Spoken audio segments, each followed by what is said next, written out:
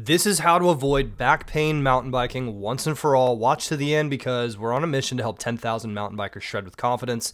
And if you're in pain, it's going to hurt you out on the trail, not just physically, but mentally. This video is going to allow you in one simple piece of understanding to potentially turn this around forever, because what I'm going to do is explain the root cause of why you're having this back pain, and it's not what you think, so pay attention. You need to watch the end because back pain is an indication that other things are wrong that can lead to things that are much worse. So pay close attention to the end because this could change your life forever. I'm the co-founder of Mountain Bike Academy. My name is David Davidson. We had to do my name twice because once wasn't enough. And here's the reason why I'm making this video. I get asked a lot about back pain, and what I found after interviewing hundreds and hundreds and hundreds of mountain bikers is that it's our lifestyle, not the riding position, that's causing the back pain. So let's dive in and talk about exactly where this is coming from right now. So when we take a look at the human body, the number one root issue of why you have back pain is a chain reaction of a lot of different things in the body. So here's what 99% of mountain bikers like you and me live like. I'm gonna tell a short story. My mid-20s, I worked in medical devices in Atlanta, Georgia, which meant that I was dodging traffic 3 to 5 hours a day, and then I was on my feet standing in an operating room. And what ended up happening was that I spent all this time sitting down, and what happens when we sit down a lot, and this is, again, it's not your fault if you sit down a lot. You're probably just being a good provider for your family or a good worker, a good contributor to society, is that we do the exact opposite of what a great mountain biker needs to do. And when we sit, it's not that sitting is bad. It's that when we sit, we use muscle programs. Our brain tells our muscles to fire when we sit. Our brain tells our muscles to fire when we stand. Always, we're telling ourselves what to do. And this particular muscle right here on the left and the right, I can't highlight them both at once.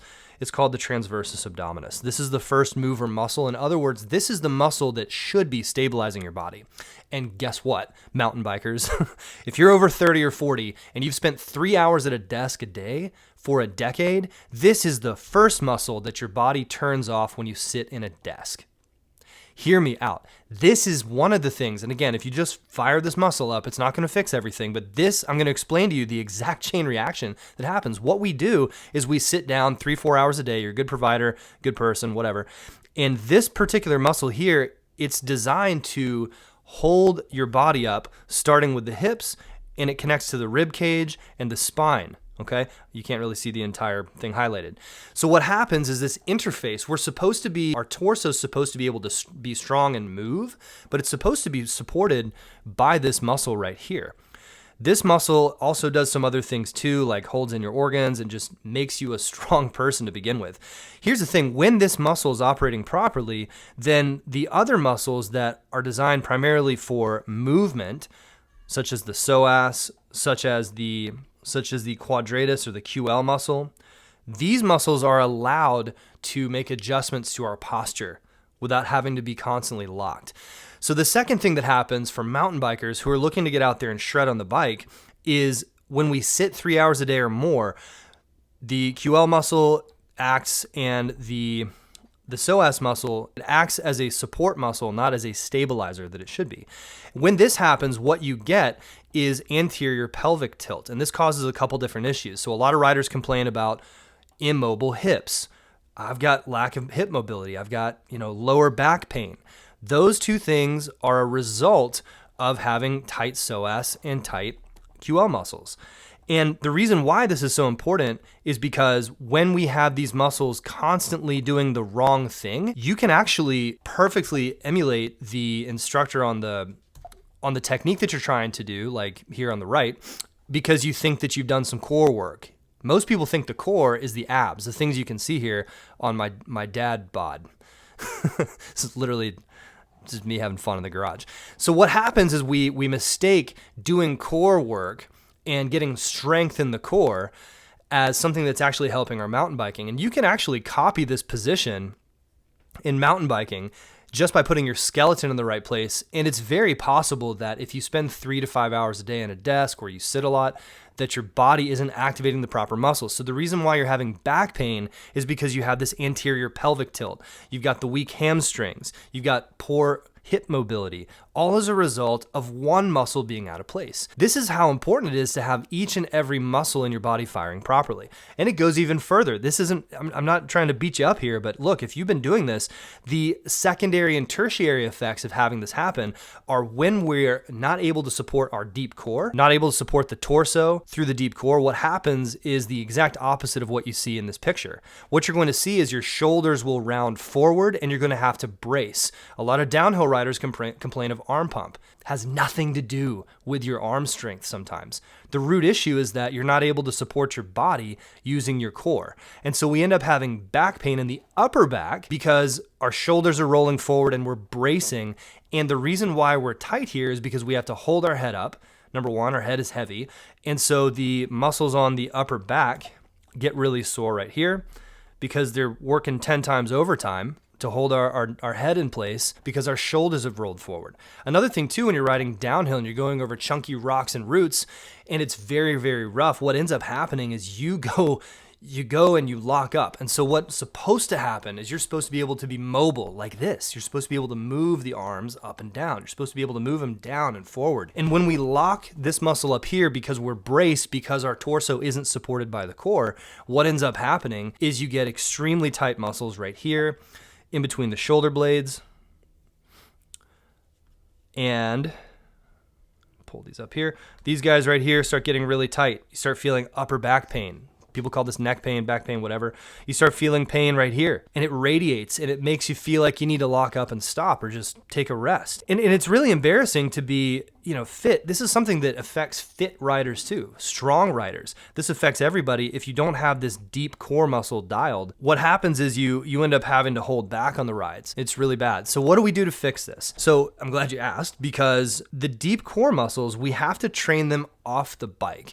And this is where just doing some Pilates or doing some leg lifts or, doing some crunches isn't going to help. It can actually cause more problems. So what you don't want to do is go in the gym and do a whole bunch of crunches and squeeze your abs while you're doing some squats. What we have to do is we have to actually have, one thing I'd recommend is actually get some coaching, get someone to support you and show you how to activate these muscles, and then go from there and practice this daily while you're doing things you enjoy. It's really not that hard. It's actually kind of fun. So what you'll end up doing is if you activate the proper muscles, one of the things you can do is actually a horse stance hold. This is one I give everybody. And this is something that if you can do this for, say, a minute without the bar rolling off once a day, 2 times a week, 3 times a week, it's going to massively improve your ability to connect with this part of your body. Will it perfectly train it? No. Is me giving you some stuff online and yelling at you about your bike technique really going to help?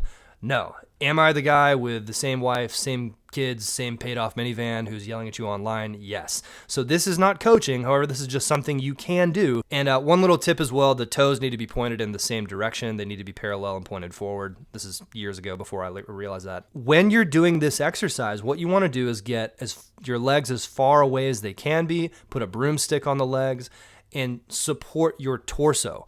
If you've never done this before, even if you're a strong athletic person, this one might be hard for you. Guess why? Because your transverse abdominis is weak, untrained, and it's killing you. Work on this daily if you need to, and just, again, hold the torso up. One thing you can do is actually squeeze the pelvic floor. Men, this is something that you can do to stop peeing, and women, this is kind of like using the birth canal to grab onto something like a pencil. Just think about it that way, because the transverse abdominis and the pelvic floor are connected to the same nerve. So when you activate one, you can actually activate the other. By doing these exercises daily, and again, this is just one of 1,000 core things you can do to improve your core strength and mobility. By doing this, you're able to retrain the TVA to do what it's supposed to do so that you don't have to rely on the other muscles. The other muscles, when these are tight, this is exactly what's causing your back pain, because these are not designed to be doing what they're doing when your TVA is not activated. Does this make sense so far? Is this resonating with anybody? I really hope this is helpful. Again, the reason I'm making this video, y'all, is because there's my southerner. It's coming out. For those of you that don't know, I actually grew up in Georgia and I have a rowdy southern accent. Maybe I should bring it out more for the channel. Y'all, listen to me. You got to get the core activated. That's really how I talk. So anyways, this is what you got to do. You got to work on this. You've got to practice. And the reason why is because when you get this core to work properly, everything tends to fall into place. So much so that even if you're not perfect, even if you're 50% good at supporting your torso using the core muscles, a whole lot of other things start to happen. You're starting able to ride your downhill trails without even feeling like you need to try. You're just standing on top of the bike and it's moving freely under you. This is what happened for me years ago when I hopped on the bike after doing 60 days straight of just training my core. I didn't have time to ride because my kids were 1 and 2 years old, I wasn't sleeping, I was renovating my own house, I had a full-time job, and I was really out of shape. And I went back to riding, and all I had done is just some basic core work and a little bit of lunges. And I went back and I was like, oh my gosh, just literally this posture on the bike totally transformed my riding. So not only do I want this to transform your not being in pain, if you listen to me and you actually try this core focus out, it's the ability to hold your torso up gently and lengthen that spine by using the deep core muscles. And it maybe isn't going to make you look good. It's not going to give you a six-pack. But gosh, it'll take that pain away. And most importantly, what this type of exercise and this type of focus can do for you is it will make your downhill riding better. And I'm sorry, all you uphill riders, we love you too. Uphill riding is fun, nothing against it. It's just that, I'm sorry, but plowing down a downhill and narrowly escaping death, that's why I do this. And I'm sure that's why some of you guys are listening to the channel too. Listen, if this resonated with you, share, like, subscribe. I've got more coming for you. Post your comments below. We'll see you on the next episode. Thanks.